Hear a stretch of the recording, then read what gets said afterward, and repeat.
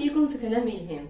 الاهتمام يا جماعة، الاهتمام دي مفتاح من المفاتيح الرئيسية اللي بتخليكم كده تفتحوا قلب أي حد وتدخلوا تربعوا جواه. الشخص المهتم هو أقرب شخص للإنسان اللي هو بيحبه، والعكس تماما، الشخص اللي مش بيهتم مهما كان بيحب الشخص اللي قدامه ولا ليها أي لازمة، لأنه فقد أهم عنصر في الموضوع، الاهتمام.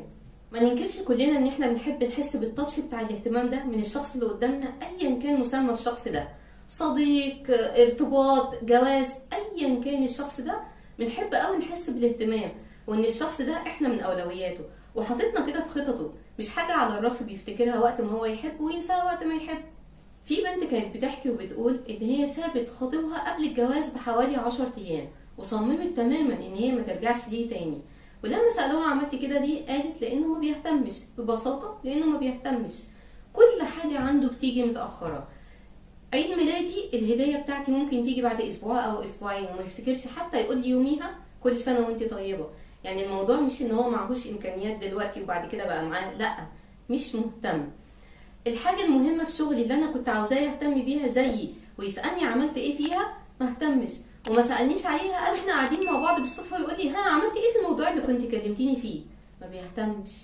الحاجة في الشقة بتاعتنا اللي كنت عاوزاه يعملها لي وكنت هموت عليها وهو عنده الإمكانيات ان هو يعملها، لكن كل ما سأله يقول لي نسيت، وفي الآخر عملها، بس عملها بعد حوالي 2-3 ما بيهتمش. طول الوقت ما بيهتمش بيا. هو ده اللي انا بقوله في الفيديو ده يا جماعة، الاهتمام هو ده المفتاح اللي احنا بنربط بيه قلب اي حد ودماغه كمان.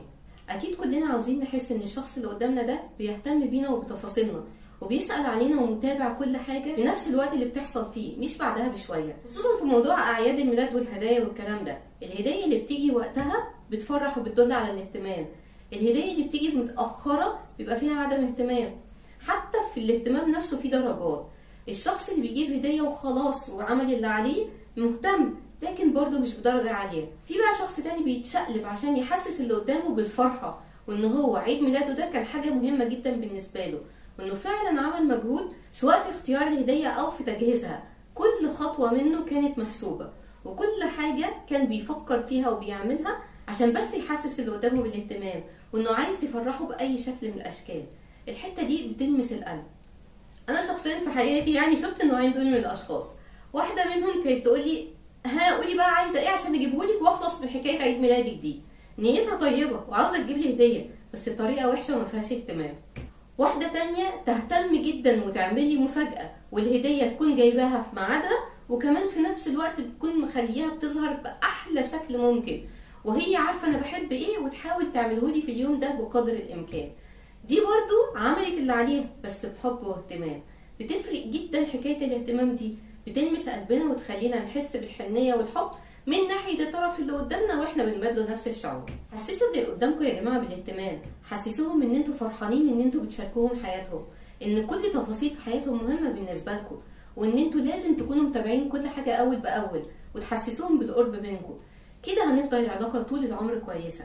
لكن لو ابتدى الاهتمام يقل شوية بشوية، لا خلاص الموضوع بينتهي.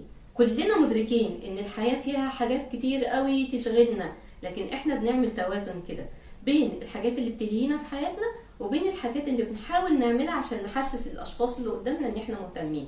حتى لو كانت تفصيلة بسيطة قوي كده، صدقوني بتوصل للي قدامنا وبتخليه بيحس ان احنا فعلا مهتمين بيه. مش شرط تكون حاجة كبيرة، حاجة بسيطة قوي، موقف بسيط عملناه قوي بيعلم مع اللي قدامنا وبيحسسه بالحب اللي جاي من ناحيتنا.